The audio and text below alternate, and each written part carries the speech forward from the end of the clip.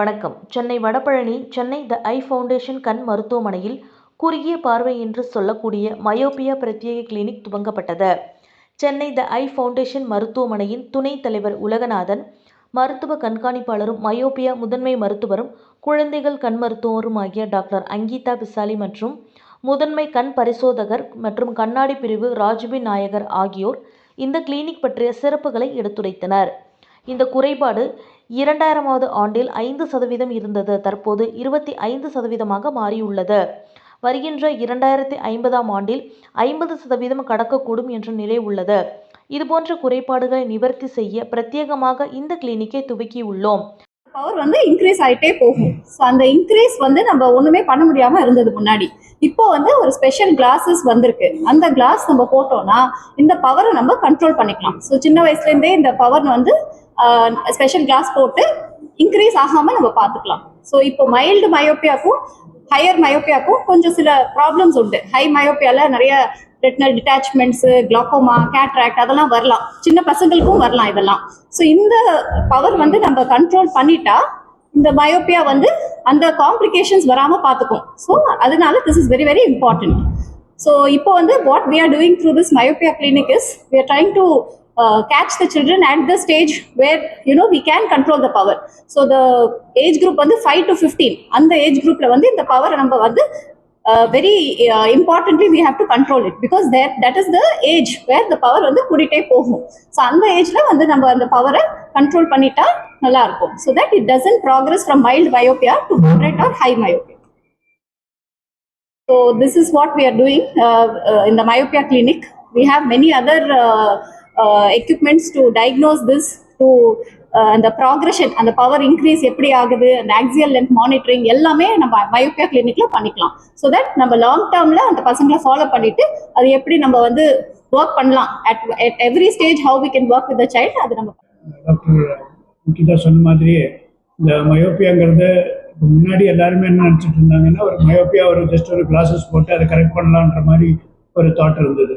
இப்போ நீங்கள் பார்த்தீங்கன்னா இந்த மயோப்பியா ஒரு 1999 அதாவது ஒரு 2000 டைமில் பார்த்தீங்கன்னா மயோப்பியா ஒரு 5% தான் இருந்தது.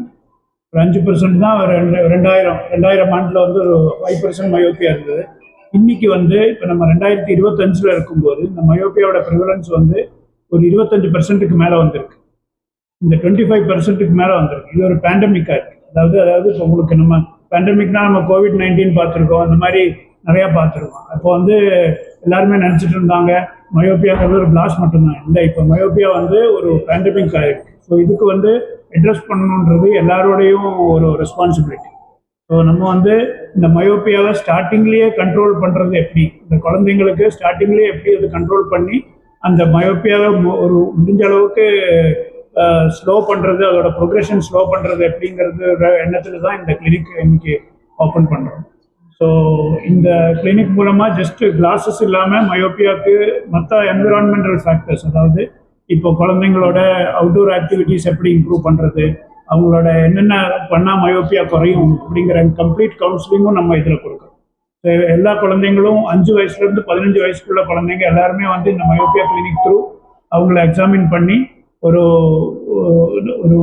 அவங்களோட லைஃப் ஸ்டைல், அவங்களோட ஓவரால் பெர்ஃபார்மன்ஸ், ஸ்கூலில் பெர்ஃபார்மன்ஸ், அவங்களோட day to day life performance எல்லாமே இம்ப்ரூவ் பண்ணலான்ற ஒரு எண்ணத்தில் தான் இது clinic தொடங்கியிருக்கோம்.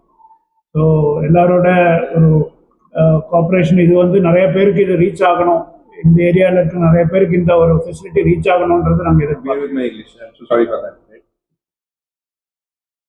So the thing is that myopia is becoming very, very common in India as well. What we thought was not a problem of India, and which we thought was a problem of the other southeastern part of the world, is now also a problem for India. And we have seen that there is a rapid increase of myopia in the kids in India, right? When we were smaller, all of us were smaller, we have probably seen that entire school has 3 people wearing glasses. Now if you walk into any class, you will see at least 10 or 15 kids wearing glasses and sitting into each and every class of the school, right? So it is increasing over a period of time. And there is very simple ways of preventing the progression of myopia, and there are also ways of treating when the myopia is into somebody's eyes, right? So that's what we need to keep in mind. So probably the only thing I would request all of you is to ensure that the kid gets periodic eye test, which is not very common in India. So the first eye test for the kid should be at birth, first year, third year, fifth year and every single year. We don't take our kids for an eye test unless and until they complain. Right? So the idea is, can we always take the kids for an eye test every time they get into the next class? So if we are able to do that, we'll be able to detect much more myopia. We're going to be able to help the kid have a better lifestyle and prevent myopia from happening.